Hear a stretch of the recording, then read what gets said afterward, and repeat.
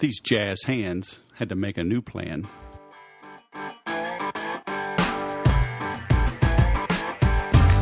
Hello, my friends, and welcome to the 217th episode of the Sales Podcast. And we are in for a first tonight, for the first time ever in 217 episodes. Over 3 years in the making, my wife is actually sitting here watching me record and produce my first episode. She's also checking mail while she does it because, you know, that's what a mother of 7 has to do at 8:09 p.m. She must multitask. But hey, thanks for attending. If you missed last week's episode, please head on over to thesaleswhisperer.com/session 216. Heather Ann Havenwood, the chief sexy boss, shared some great insights as to how she got hosed over by corporate America. So I have something in common with her.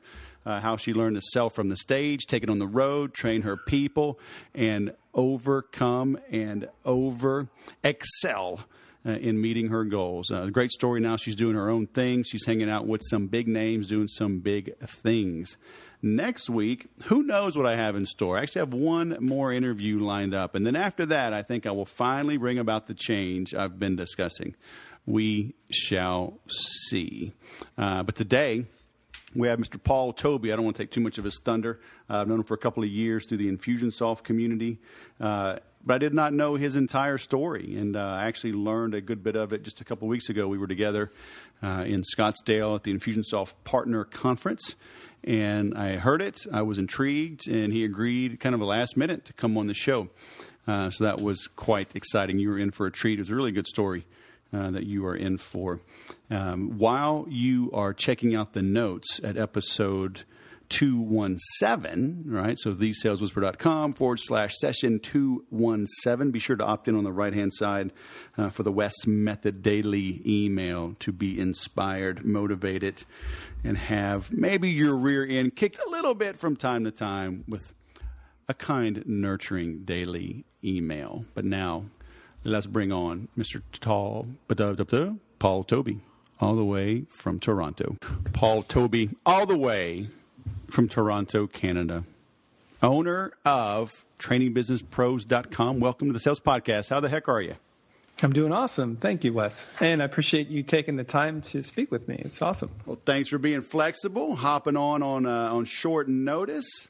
You know, you and I have known each other for a couple of years through the Infusionsoft community, but I didn't know I won't say all of your story because I still don't know your whole story, but you had an interesting twist when we were hanging out a couple of weeks ago, and I just thought you were always this business consultant, entrepreneur, but that's not what you always did, right? Would you mind take a minute or two, give everybody a little thumbnail sketch of your background, and then, like I say, we'll dive down the rabbit hole?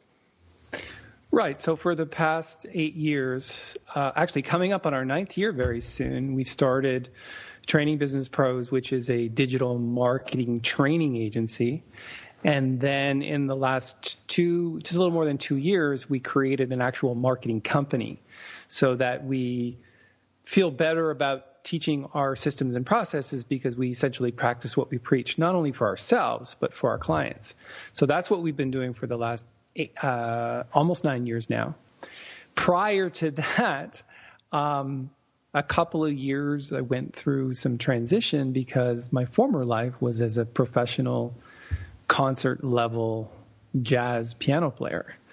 And that was started at the age of 8, went through complete 7 years of post-secondary school in music, and then turned professional during university, and then essentially made my living for about 22 years as a pro. And I played in 18 different countries, made 8 albums, was on a very large American record label called Arcadia Records. And, well, I still am.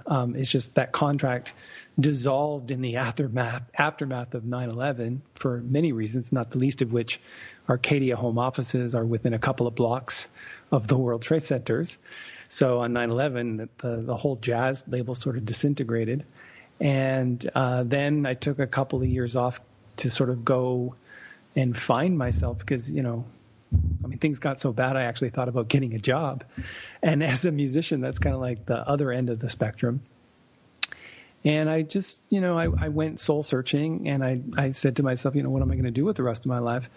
I couldn't really get a job because, Wes, I'm not really hireable. The only discernible skills that I had were playing the piano, and I don't know too many companies that need that. I don't think you need it. Do you?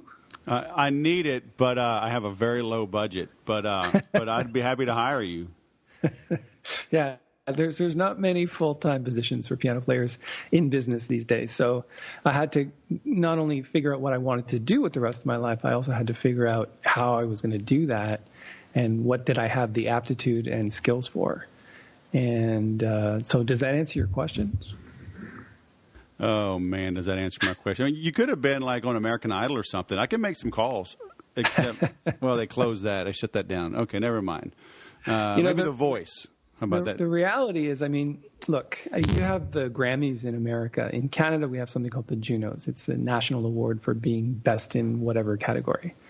And I got nominated back in 2001, just before 9/11. And even though I didn't win, it was still a significant coup. And my record label had put out that album, and we were just about to go on tour when 9/11 happened. And the whole thing sort of fell apart. But when I went to receive or at least show up for the event, the Juno Awards, right, because I got invited to the event. I was out in Newfoundland at the time. And it was really weird because I'm sitting in this big room of like 1,500 people at a round table. We're all having sort of coffee and dessert while they're giving out awards. Because, they don't televise the jazz awards. They televise best pop band, best looking female artist, that kind of stuff. They don't televise the jazz or the classical or the children's music or the film music or whatever. They televise. Well, I'm boycotting them from now on. The popular stuff, right? Yeah. So I'm sitting in that room, and when they announced the nominees for the best traditional jazz album, I swear to God, Wes, maybe like 50 people out of 1,500 kind of looked up from their coffee and sort of, lightly tapped their hands together. And I could see, the kind of this look of disillusionment and utter, like, what's going on in their faces. And they're all like, well, jazz, isn't that like a brand of golf clubs? Isn't that a division of Air Canada? Is that actual music kind of thing? And I realized that as much effort as I put into that career, which is a lot of effort. You can appreciate, I think, the amount of time and energy that it takes to not only practice your instrument, but put together tours and contracts, make albums, and also completely understand how to make money in that industry. I can imagine the time that I put into it. And this is what I'm seeing from the music industry themselves, the people who are supposed to appreciate a higher form of music. Right. And so all of that culminated in 2001. All of that stuff just sort of fell apart after 20 years. And it's a good thing that I exited stage left because, you can Why probably is it guess. always exit stage left? What about stage right? Is there something about stage right?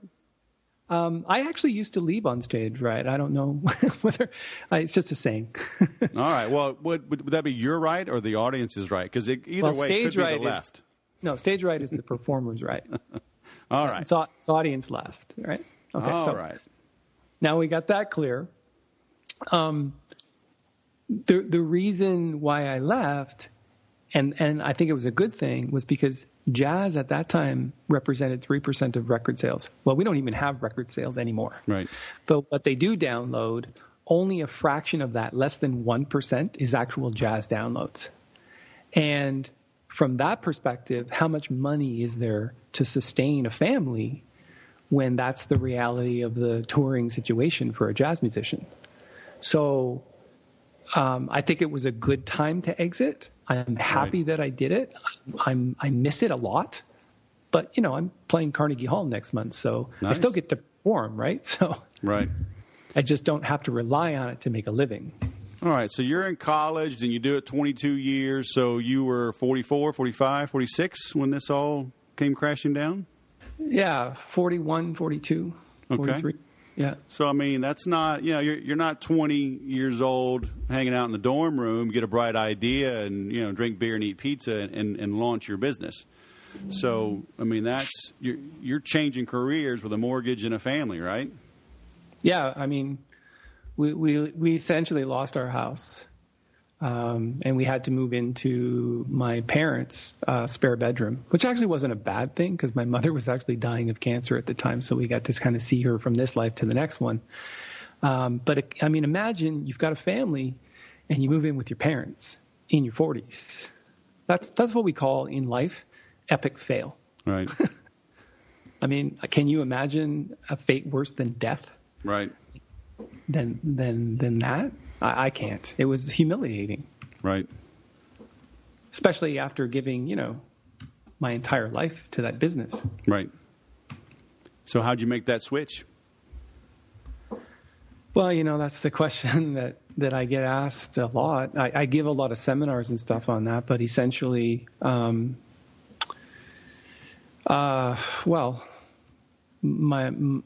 make a long story short, my wife was watching Oprah one day. It all starts with Oprah. It all comes back to Oprah. I know. And she's listening to a guy named Gary Zukav who wrote a bunch of books like Seed of the Soul and other spiritual books, right? So she goes down to Chapters bookstore, which was in another town because we were in the country at the time with my parents. And she buys the book, brings it back, and basically says, "You're going to read this." And I'm like, "Hey, listen, honey, I'm not going to read that. I'm a jazz musician. That guy doesn't know anything about music, doesn't know anything about me, whatever." So I gave it back to her and I said, "You read it." So she did. And then she formed a group in Toronto with the help of another lady named Lori Rosenfield. And they had a meeting one night, and she insisted that I go. And they sat around, talking about the book and spirituality and that kind of stuff. And I'm like, this is not really my thing, Wes. I was completely out of place, actually a little bit nervous because I didn't really understand what they were talking about. And I usually understand when I'm talking to people. And I didn't get at all. And after the meeting, after not saying anything, I'm standing against a wall eating some food, free food, which was really nice. And don't forget, this lady lived in a 9,000 square foot house at York Mills in Bayview. Well, hey, I never pass up free food. Which was the other side of the tracks for us, right? Right. So, we parked a block away just so nobody would see my beat up old 87 Ford Taurus station wagon. So she comes up to me after the meeting, and she's like 5'2", and I'm 6'2". You know how tall I am, right? So she comes right up to me. She looks up at me, and she goes, "What's your problem?" And I'm like, my wife brought me here, and I don't want to make trouble. But she goes, "Okay, listen, you're going to come with me." So she takes me into the library. Now, I don't know anybody. I didn't know anybody that actually had a library, let alone one this big. It had one of those things that go around the wall, the little ladder. Right. So she starts scanning all the books. She picks this little tiny book off a shelf. I think she thought I was a little daft. She puts it in my hand and she says this. She goes, "Okay, here's the deal. Your wife is welcome to come back." She goes, "I'm not so sure about you. But if you read this book, you can come back." And she goes, "I know you're coming back." And I go, "How do you know that?" She goes, "'Cause I want my book back." So I take the book. It was called The Alchemist. It was the first sort of it's a fiction book, but it's really the first sort of book I'd read since university. And I went back every week after that. And every week she would go into the library and give me a different book. Mm-hmm. So after about 30 weeks of that, I ended up reading another book called The Pilgrimage by the same author. And that's an actual pilgrimage in Spain, which I went to walk. It's about a month and a half. About 550, 600 miles. And I'm doing the calculation in my head. It's about 900 kilometers. So I walked across that to sort of know, what am I going to do with the rest of my life? I got time to think about it. And, I learned a lot of lessons on that road. And then when I got back to Canada, I was like, okay, I'll just pick a different destination. And no matter how many times I get lost, because, I got lost 7 times, no matter how many times I get hurt, and I actually broke my ankle on that journey. About like literally got lost on the pilgrimage? Yeah, and because it was not as well marked at the time as it is now, so it's easy to get off your track, right? You don't get too far off, but you still get lost a little bit, right? Right. But I also broke my ankle. Good grief. Which, by the way, has given me a lot of trouble in the last couple of years. Because, I didn't have any money to go to a doctor and fix it. I just iced it and kept on walking. Put some duct tape on it. Exactly. Rub some dirt on it. So then when I reached Santiago and then on to Finisterre, which is on the coast of Spain, and when I came back to Canada, I said, okay, well, I did that. I picked that destination. What else? Where else do I want to go? And that's when I just sort of just kept reading, and then I came on the idea of sharing information that I thought would help people based on some works that I read from the Peak Potentials people, T. Harv Eker. And I just started helping other musicians sort of market themselves online, get recording contracts. I would do that by seminars and stuff like that. And then business people started to show up, and I was like, oh, there might actually be a business in this thing. Rather than just helping people, I can actually make money doing it. And in the first year of that, I made $168,000, which from zero, shabby. From zero is not too bad. Yeah. And we've been growing ever since. So 168 grand in your first year. Yeah. But essentially, my wife and I, by ourselves. Sure. I had no employees or... Right. No, we were just running seminars and charging people for learning. I was pretty good at search engine optimization. Still am good at it. Was that just self-taught, like during this year or two of study? Well, I had some mentors. Okay. I had a guy from Australia that I traded some music, some original music, in exchange for some marketing lessons. Oh, nice. I had a bunch of other teachers along the way. I took some courses from Joe Vitale and Willie Jarvis, and there was a couple guys in Texas, Kevin Wilkie and Matt Gill. So really in the early days of internet marketing, like we're talking early days, before guys like Ryan Dice showed up, and right. You know what I mean, like early days when it was a lot easier. And within a short period of time, actually, I got to be on the front page of Google search results, and in fact, number 1, 2, and 3 positions for things like piano lessons, piano sheet music, Christmas sheet music, and I started selling sheet music online, and I started selling canned video piano lessons. And, we'd do product launches and things like that. And I would take that information and I would share it with other people in the community via seminar. Does that make sense? That does. Now, were you sharing it with, you said other musicians, so you're almost creating your own competition, but like quickly other business owners and other industries started showing up? Yeah, so the musicians actually wouldn't take any, they wouldn't take the time and have the patience to do what was required or invest in themselves. So they wouldn't take the seminars, very few of them. But what happened was other artists in different mediums like dance and film and things like that started showing up. And then inevitably what happened was the curators of the art shows would show up. I still have a really good client that I've had now for like 8 years, Art Fest Ontario. They run an amazing operation a couple times a year. They basically sell out 75 booths, and all of that is run by information that they learn from us. So right.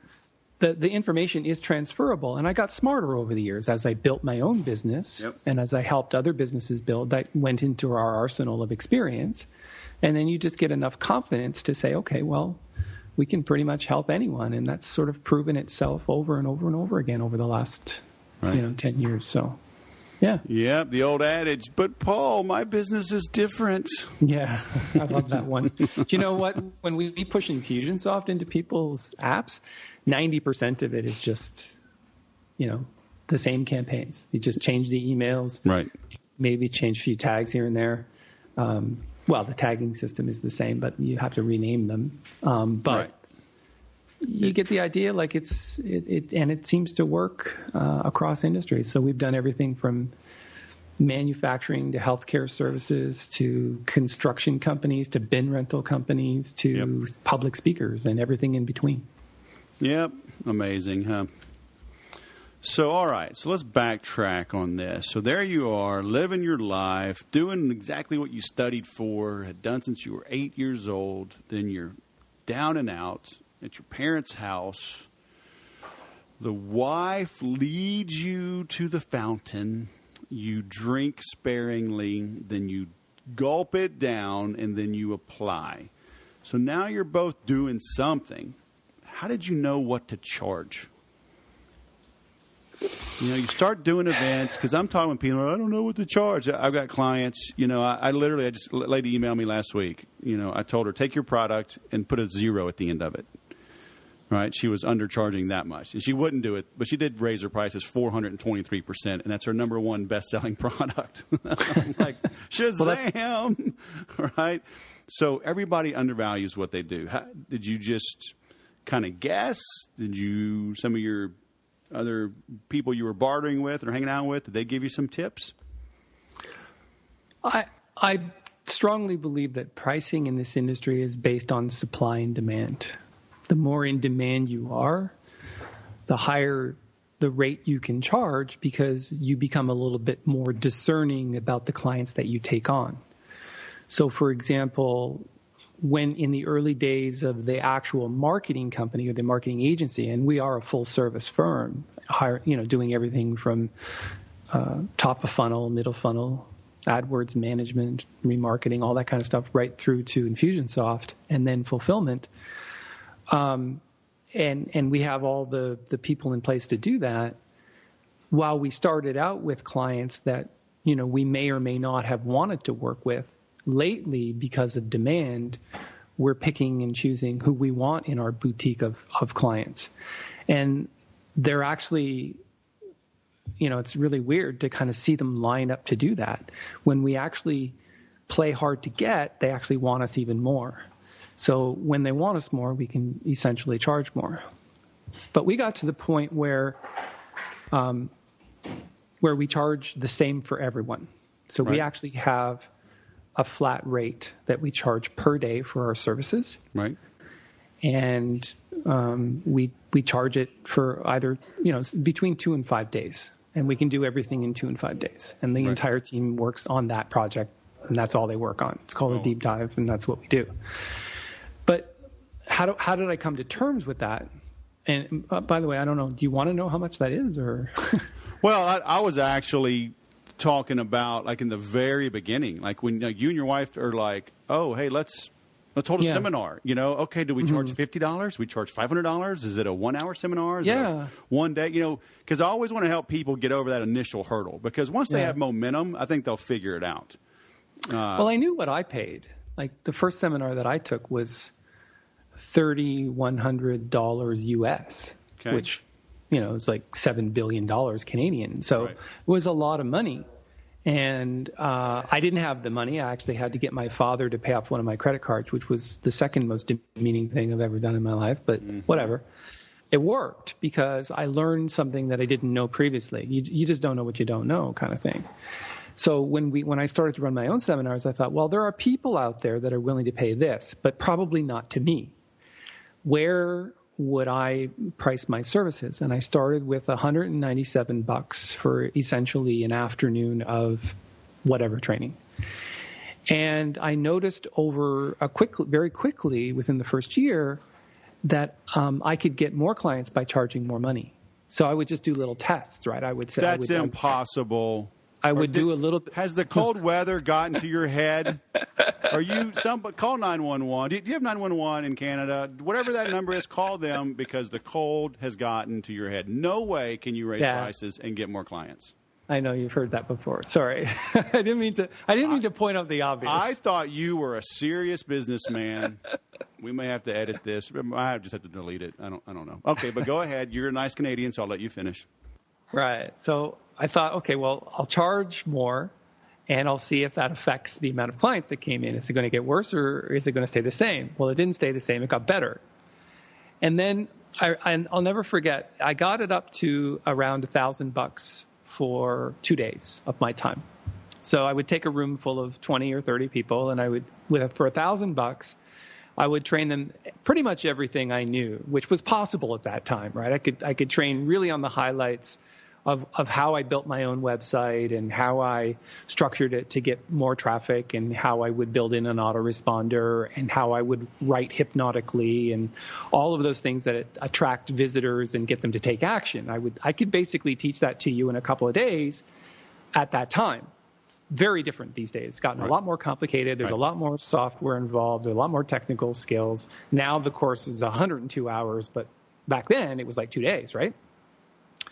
So I got it up to $997 for the 2 days. I would basically it was $1,497, but if they came to the preview seminar, I'd give them $500 off for making a quick decision kind of thing, and I'd throw in a couple of, online trainings or whatever. And I still do that kind of stuff, and it still works. But I'll never forget, I had this one seminar. It was like 2 days long. It's called Marketing and Mastery. Still is, by the way. It's still my preview course for, getting into like more advanced stuff. It's a really good fundamental course to be into, and people really like it. And I insist that all the businesses that we do get into that course. But I'll never forget, there's a guy in the front row, and I would get people to change their seats throughout the seminar at least once. If you're sitting in this seat on day one, you can't sit there on day two kind of thing. But this guy wouldn't move. He was planted in the front row. He never said a word for 2 entire days. He would take notes. He would feign interest. So during the course of the seminar, I found out who it was. He was an actual employee of some legitimate business. I don't remember what business it was. But when I did open question period near the end, in the last section of the second day, I said, okay, this is your opportunity to ask anything you like. If there's something you didn't feel we covered, or you wanted clarification on anything, or you just wanted to go in a different direction, now's your time. And this guy puts up his hand immediately, and he didn't look happy. And I did my normal speaker training. I walked to the opposite side, and I, motioned for him to stand, because, put the audience in between you and him, right? Right. So he stands up, and he grabs the microphone, and he starts this is what he said. He goes, so listen, I've been to a lot of these trainings over the years, but this one, and I thought to myself, oh my God, here it comes, right? This guy's going to unload a barrage of, this is the worst thing I've ever been to. I've never had anything, quite like this. I want my money back in front of all these people, right? But he said exactly the opposite. He goes, but I wanted to let you know that this was easily the most valuable thing I've ever attended in all my years in business. And you should raise the price of this seminar. And I was a little bit, taken aback a bit, because I didn't really expect that, because he hadn't said anything for 2 days. He participated in the group discussions and stuff like that, but I was not part of that, right? I didn't communicate with this guy for 2 whole days.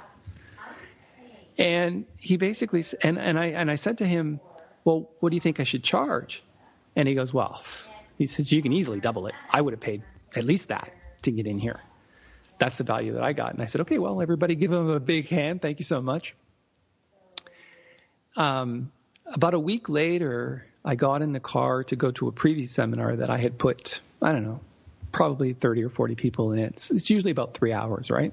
Show people results and metrics and stuff, right, and kind of convince them that they need to learn this stuff, right? Typical seminar to seminar model. And I remember discussing with my wife, Nancy, on the way there, what he said. And she said, well, what's the worst that can happen? They say no, and you don't get any signups. It's only one preview seminar. You wasted some time in a room rental. That's the worst that can happen. And I said, okay, well, whatever. So we didn't even change the order forms. We didn't even print new order forms. We just, because there was a blank space on the order form. And so she wrote in the new number on the order forms. And while I was doing the close of that day, I usually turn around and I write the number. It's called a write and reveal formula. And I turned around in front of the flip chart. I never write beside the flip chart. That's a mistake that most speakers make. I write right in front of it because it creates suspense, right? So I'm writing the number. And as I'm writing the number, I started with the lowest number first, which is the number next to the decimal point, and I worked left. Right. So I wrote 7, 9, 9, and I got to the last number, which was going to be a 1, right? Was going to be a 1. And for some strange reason, I just thought, okay, I'll just go for it. And I wrote a 3. Mm-hmm.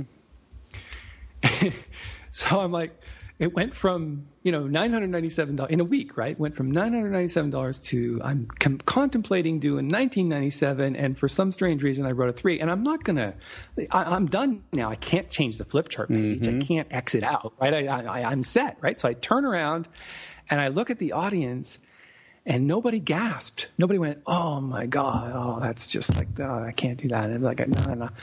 I made that day, I swear to God, I swear to you, I made like $30,000 because, the final price, I took $1,000 off that, gave them for $29.97. I had like 10 signups.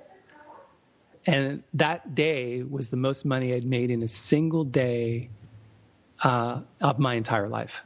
I've since done way better than that, but that can you imagine? I mean, I used to make that kind of take-home pay in the music industry for an entire year. Right. Not one day. Right. And so, it was a combination of believing in what other people were telling me, that I'm sharing information that most people are not that privy to. And we still feel that way. Because I spend a lot of my time anticipating what's coming next, learning from people. I still spend money on seminars. I still, I've learned from Infusionsoft. I've learned from Ryan Dice. I've learned from some other people, and I incorporate all of that. But we never share information that we don't put into practice first. Right. So we test it first, and then we share it. And what's happened is most people, it's unbelievable. Businesses are just completely unaware of what's possible. Right. They think they know. Wes, I'm sure you've run into this many times. Somebody who's a know-it-all versus a learn-it-all kind of thing. Right. So I think, like I say, in the initial stages, at the beginning of the year, we're at 197. At the end of the year, we're at 3,997. That's awesome. So like your 2-day, would you do that like once a month or every 2 months? Because you got to fill it, right? Mm-hmm. We did it 8 times a year. 8 times a year, okay. 8 times a year, we'd get 30 to 40 people. For the 2-day? Yeah. Okay. But then you'd have a bunch of smaller seminars, like the reveal, sort of like a 1 or 2 or 3 hour workshop. Always have a back end that was bigger than that one. And, right. So the 3 hour would lead to the 2-day, and then the 2-day would lead to a 3 or 4 day. Gotcha. So we'd back end every seminar. We even back ended the 4-day seminar with, at one point we called it universal membership, which meant you could get into every course. And we charged $25,000 for that. And people happily played it. We maxed it out at 100 people. And that's all we took. We couldn't take any more than that, right? Because they have basically now a lifetime subscription to our courses. Oh, my God. Lifetime? Lifetime. Woo! Yeah. And they still come back. People that I've had in the funnel for 6-7 years, they're still coming back for courses. Right. That's awesome. Because everything changes, right? Oh, yeah, it does. But they become good flag wavers for telling other people. Right. Yeah, I've been with Paul Tobey for 7 years. He's never steered me wrong. You should go to his seminars, kind of thing. You can't underestimate the value of that. And are people coming in from across Canada and the U.S., or do you focus locally, Toronto? I would say 50% Toronto area. Okay. 30% rest of Canada, and then 20% U.S. Gotcha. Maybe a little bit less than that U.S. But I do live streaming now, too. So we're getting more and more U.S. to participate in that because they don't have to leave, right? We have 100% HD live stream studio here. So right. They don't have to leave the comfort of their office to be involved and participate and learn at a very, very high level kind of thing. Yeah, and there's value there, of course. I like live, in person. Absolutely. I mean, No question. It's too easy to get distracted, and they're multitasking, which means they're not doing anything well. Yeah, but that's not their fault. That's our fault.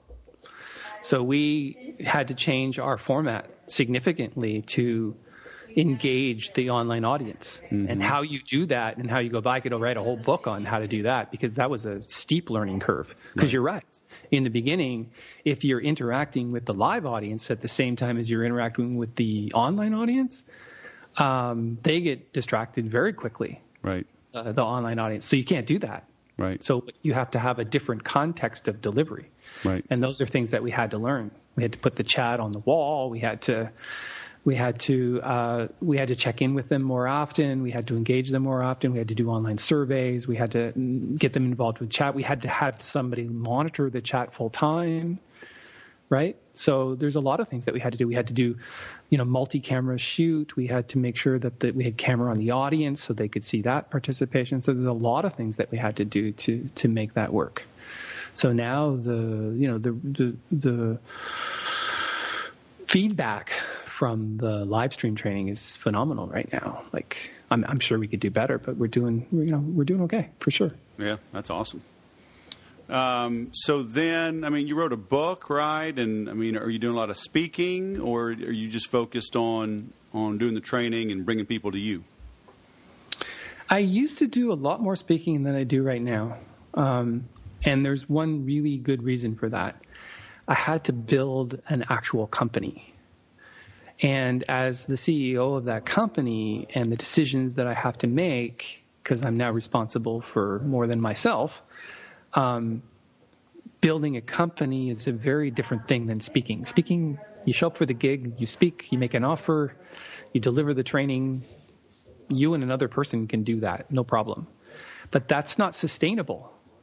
So when I'm 62, and I will be, 10 years from now or a little less, when I'm that age, I may not want to be the sole cook and bottle washer of my company. I may not want to be on the road as much as I was. I may not want to do those things. And unless I started building a business today that could run itself without me, then I was going to have to do that no matter what. I would have to go and speak. Right. So now I don't, right? Or very soon I won't have to. Right. But when the business is capable of running itself, which I suspect, give me another year and I'll have the people on the right bus in the right seat. And then it'll free me up time to go back and really do some speaking. Mm-hmm. Now, having said that, I'm speaking at least a couple of times a month. But back, I used to speak a couple times a week or more. Oh, my gosh. So now it's, a couple times a month. I've got some Soho event. I got to go to Vancouver on the 3rd, and then I have an event in Toronto. These are pretty big events, actually. It's called Soho Small Office Home Office Conference. Right. An event in Toronto on the 10th. So, I get a lot like that, right? I'm going to Carnegie Hall to speak and perform for Bob Proctor. I think the answer is, why am I not speaking as much as I used to? I just have to build a business. It takes a lot of time and energy and hiring and contractual law and all the things that you have to do. Mm-hmm. So how long was it just you and your wife? 3 years. Okay. 3 years before we hired somebody. Made a ton of hiring mistakes. Yep. And then when we decided to build the agency, I knew that we needed more than a couple of people. We were going to have a team. So we had to learn how to do that. And that takes a lot of time and energy and learning. And we went to Elite Forum to help us learn how to do that. And, we were kind of like a stage 4 company with a stage 2 staff. Right. So that's not sustainable, right? We can't continue on like that. So. Right. Very nice. But it sounds like you've built it, huh? Well, it's a work in progress. Actually, just today, I had a new AdWords manager join the company. pretty good guy, really nice. He actually, his previous position, he spent $500,000 a month on AdWords. So in my book, if you spend $500,000 a month on AdWords, you probably know a thing or two. I would still like to see the results, but that's probably a good assumption.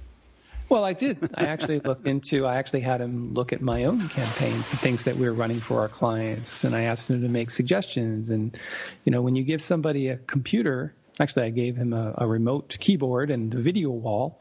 And I said, here's one of my clients. How would you mend this particular situation?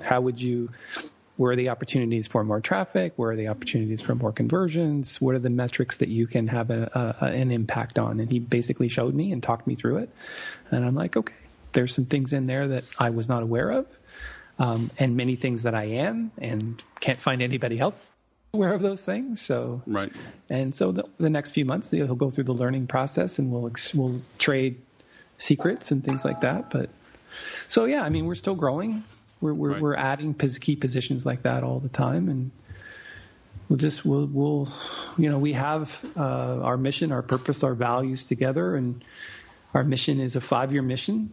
It ends in 2020. There's metrics and KPIs associated with those results, and I'm looking at them right now. They're on the wall, just like Infusionsoft puts them on the wall. It's basically Earth 2016, Moon 2017, Space Station Alpha 2018, Space Station Delta 2019, and then Mars 2020.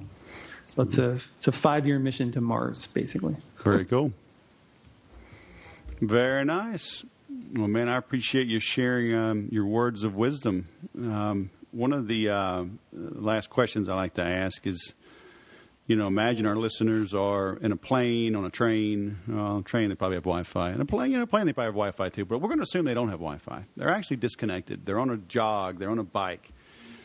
They haven't taken any action yet. So when they get back to their desk, they can actually do something as a result of listening to this. What should they go do? To help them? Yeah, well, to help themselves. I mean, yeah. To help themselves, right? Yeah. So everybody listens. I don't do this so people get a feel good, right? Well, I want them to go do something. Take something away from this. Right. What do you tell people they need to go do? Or what do you see entrepreneurs making the mistake or not tending to or avoiding that could make a difference? Well, I think the biggest mistake is taking advice from someone who doesn't actually have what you want. Most people form opinions based on things they read about and hear about and talk about and even feel strongly about, but that doesn't mean they know it. So if we're speaking to businesses and entrepreneurs, never take advice from anyone who doesn't have a viable, thriving business. Otherwise, it's just hearsay or it's just an idea. And that's one of the things that I've always paid attention to. I rarely take advice. I always, it's not a question of judging the source. It's a question of just, what is the experience behind the words that are being spoken to me? Do they have any? Or is it just talk? And in many cases, it is. And I find out very quickly, and therefore, if it's a good idea, then I'll run that same idea by somebody who's actually done it.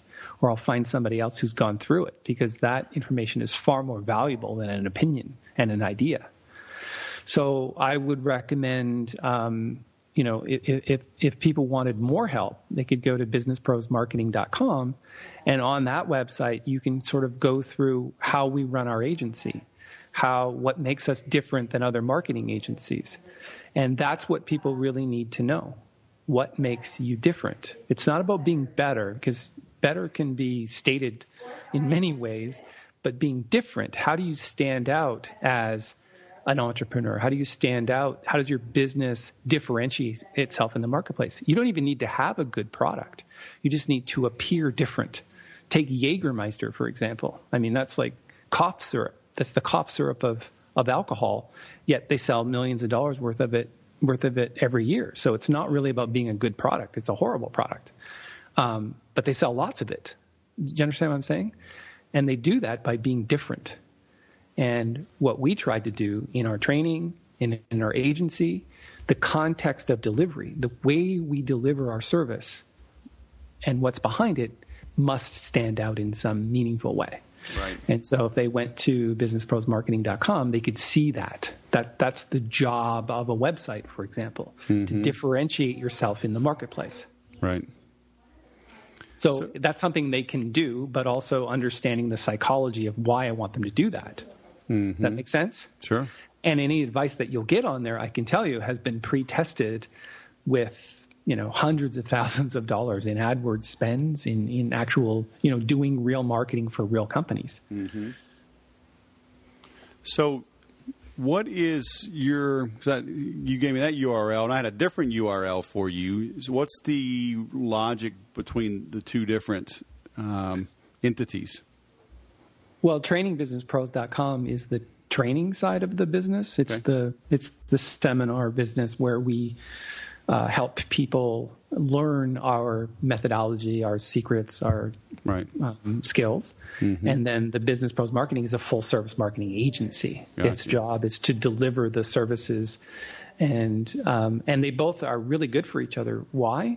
Because the training company fills the Business Pros Marketing agency side. How does it do that? Right. People inevitably take the courses, and then they realize what's possible, and then they realize, I don't have the resources. Yeah, I don't want to do that. Can you just do this for me? I don't have all of these things. I know I want to do them. Can you just do them for me? Yep. And so the answer is yes now. So that's that really helped us as well. So that's when you push that button on the bookshelf and it opens up and you go, step right through. We'll be happy to help you. Yes, we would be happy. We don't take all clients now, which is really, really nice. So we have a minimum that we require from a revenue standpoint. Right. And it's working. I can tell you this: we're very, very busy, busier than I want to be, actually. Right. So I need to build the company a little bit more, and I need the right people in the right seats on the right bus, and then I might be able to free up some more of my time to do things I love to do. Yeah. And that's coming. Sure. That's coming. I mean, I still take, at least a month a year holidays, which I used to take 2 when I was in the seminar business only. So now it's only a month. So, but it's still, it's more than most people get, right? Sure. So I want to get back to 2 months or 3 or 4 as I age. And, I think if you help enough people get what they want, you can have what you want. Good old Zig Ziglar. All right. Amen.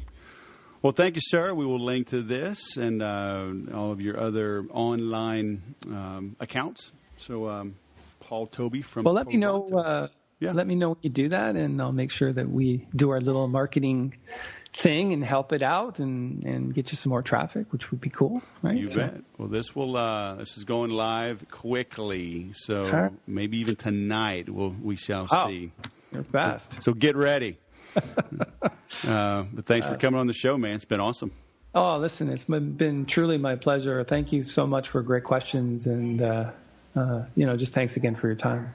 I know how valuable it is. I saw you up on stage at PartnerCon. I'm like, wow, good for you, man. Which they didn't record, but don't make me me go there. All right, don't make me go there. It's probably union stuff. It had nothing to do with that. No, seriously, we go through that a lot, right? No, it was just a little miscommunication. And, okay. Oh my gosh.